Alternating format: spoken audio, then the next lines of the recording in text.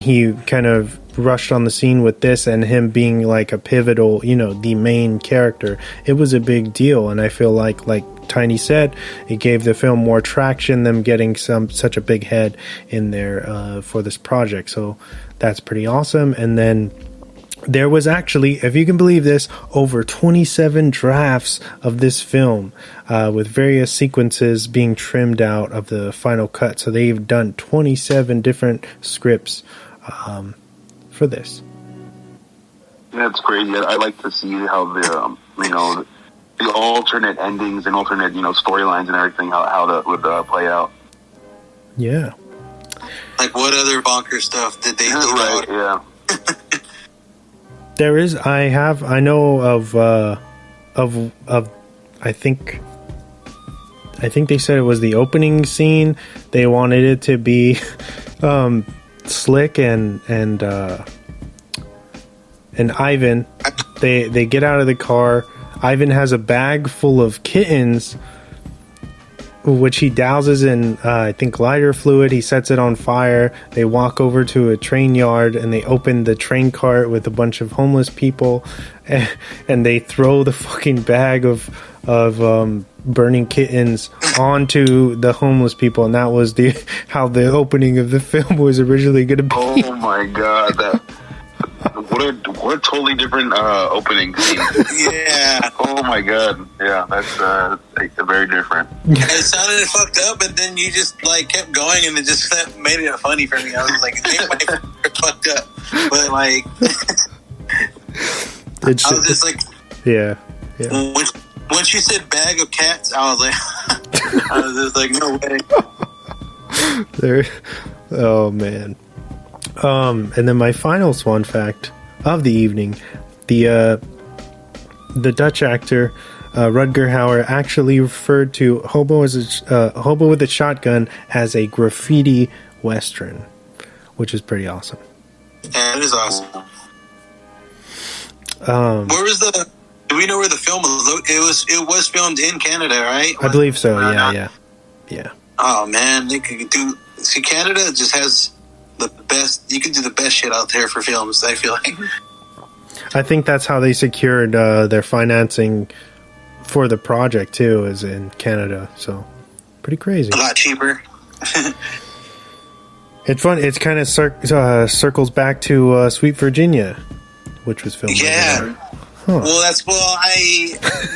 when we did that one, I was just like, I don't know. I just felt like I wanted to loop into this because of that film, and I was like, I'm gonna just go with it. And I was like, and since it kind of cut to my turn, I was like, fuck it, I'm gonna just do it. You know what I mean? Like, so I was like, I'm gonna just throw a good, interesting one. And yeah, I can't wait to do what we do next week, to be honest, because that would be whose turn now? Was it Wes again now? We were playing Foursquare. But before we go into what you want to do, maybe we should give the rating for the film. For me, dude, solid 9. But opinions change. So go ahead, guys. For me, I'd probably give it I'd say like a 7.9, almost an 8, but not quite there. I definitely enjoyed it. I'll probably watch it again. Probably show it to if I can find someone that hasn't seen it.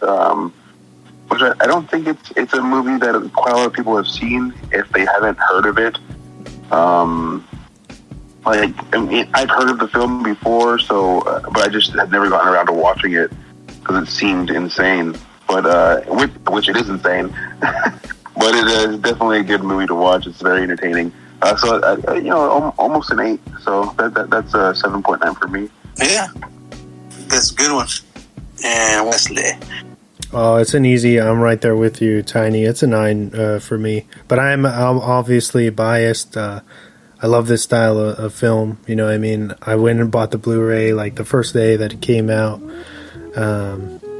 Yeah, I have a huge attachment to this. Like all this stuff that's like in the vein of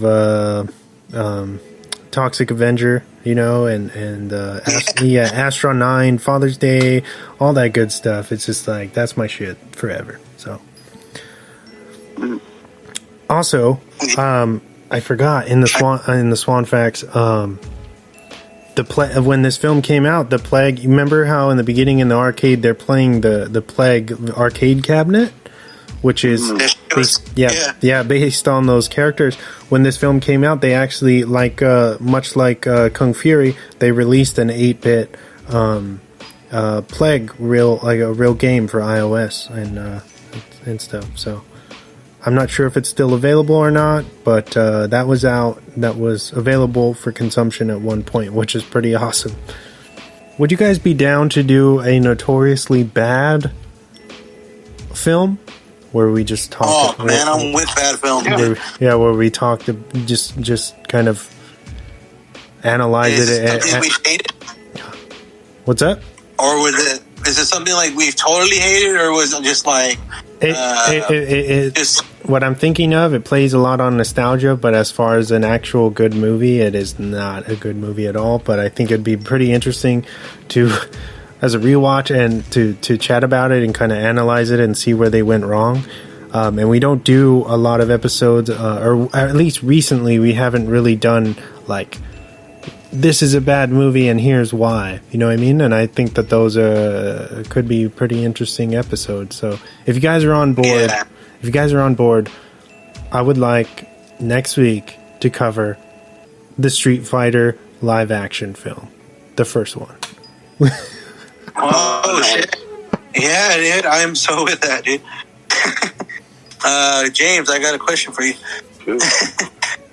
Where can these lovely people find us? Well, I'm glad you asked. So if you're just stumbling upon this podcast, we are available on pretty much every single platform that does provide podcasts to you, whether it's iHeartRadio, Google Podcasts, Apple Podcasts, Sods, Stitcher, a handful of other platforms that play podcasts. If you have the time, please give us a 5 stars, a thumbs up, a positive review. Share us with your family, with your friends, coworkers. Hopefully you enjoyed this episode and you have some time to go back and listen to our previous episodes. We have 200 plus episodes, so go ahead and check those out. All the way back, going almost 3 years now? 4 years. Right? 4 years. 4 years? Going back 4 years, people. So you can go back and listen to the news that we talked about that we were wrong on, or whatever. The movies that we watched, the horrible audio, not horrible audio, but some of it was. We were recording on headphones at the time. Before we got all this nice equipment that we have right now.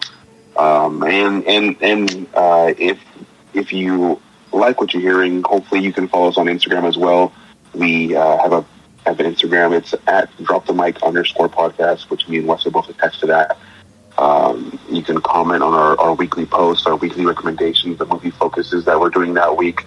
Tell us if you enjoyed the previous episode or if you're excited for the upcoming episodes, if you like the recs that we did, if you've seen them. If you haven't, maybe you can shoot us a recommendation that of a film that we haven't done yet, and hopefully we can work that out and get that into the lineup here of rotating films that we're doing.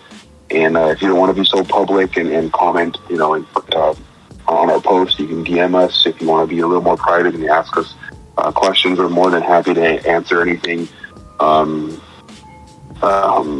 You can ask us to do a movie there, whatever it may be. We're very welcoming. So hopefully you enjoy what you're listening to, and like I said, pass it along. Spread the Drop the Mic show. I think that about wraps up our show. Check out, we got new content every Friday, or we're up on all the major podcast platforms, as my friend James said already. So until next week, good fight. Good night. Peace out, guys. Later. Later. Hold it right there, lady! What the hell do you think you're doing? Wanna know if I'm homeless? So you can kill me? Yeah, are you? Some people go to bed to sleep on, where they can crawl under the covers and have a good night's rest. But other people, they don't got beds at all. Instead, they gotta find an alleyway or a park bench where some fucker's not gonna stab them. Just because they don't got beds doesn't mean they're homeless. Because guess what? They got the biggest home of any of us. It's called the streets. And right now, we're all standing in their home. So maybe we should show them some goddamn respect. If this is their home, they got a right to keep it clean, don't they? Sometimes, on the streets, a broom just ain't gonna fucking cut it. It's when you gotta get a shotgun. So if you wanna kill me, go ahead. But I'll warn you, from where I'm standing, things are looking real fucking filthy.